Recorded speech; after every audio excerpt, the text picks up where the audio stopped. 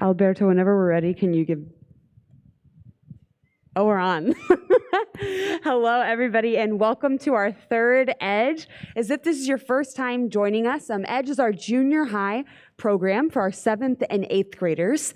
And these past couple weeks, we have been journeying through who Jesus is. We've been trying to understand who is Jesus? Who is the Jesus that's revealed to us in the scriptures? Who is Jesus as a historical figure? And today we're going to really briefly talk about why we should be followers of Jesus, why we should care. We're not going to be on for long, and I'm going to invite everybody, after we have a brief teaching, to stay on the St. Faustina live stream and to continue and join us for our multicultural Divine Mercy Chaplet. Go get your family and join together as an entire parish to really pray and unify on St. Faustina's feast day, our celebration this weekend. But really briefly, we're going to talk about why we should be followers of Jesus. And so I want to talk to you guys. So I did not grow up in Houston. I grew up in Austin, okay? And in Austin, we don't really have a sports team, okay, that we all get behind and rally behind, right? But here in Houston, there's this one baseball team. I don't know if you've ever heard of them, the Astros, right? And I know that was controversial at some point last year, okay? But there's this team that Houston has, the Astros, right? And so when I moved to Houston last year, it was this huge phenomenon. I was like, oh my gosh, everybody is bought in for the Astros, okay? And so I was like, wow, like I was trying to understand, I was trying to get it, right? Why everybody was so into the Astros.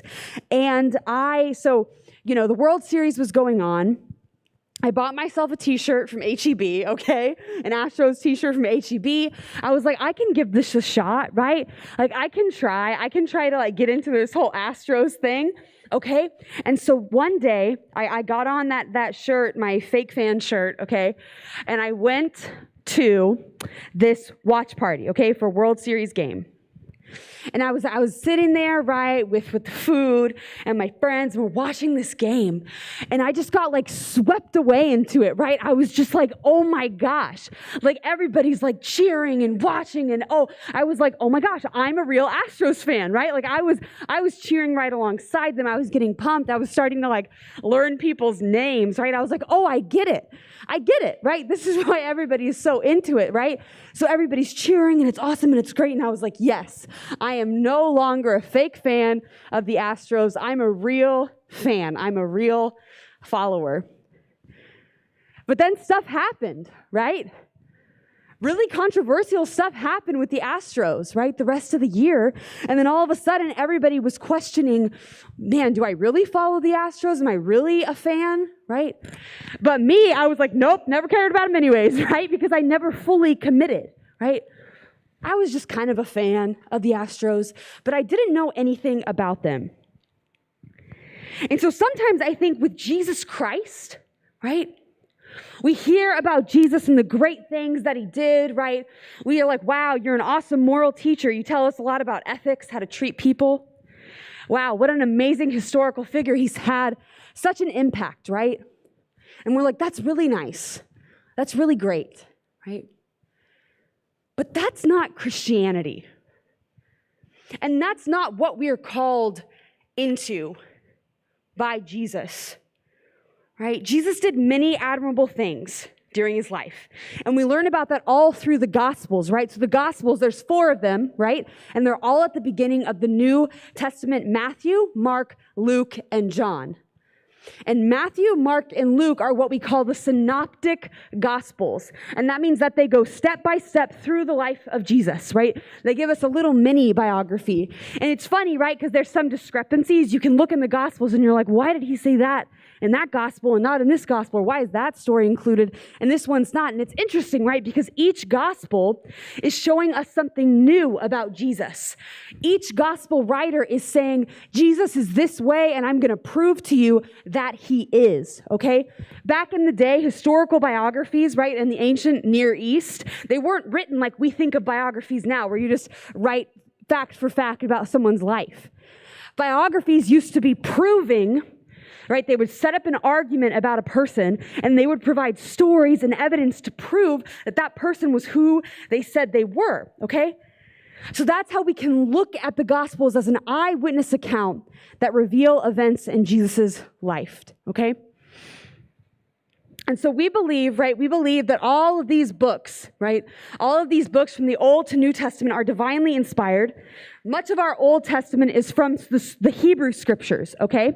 So the first 5 books of the Bible are the Torah, okay? These are the Jewish scriptures.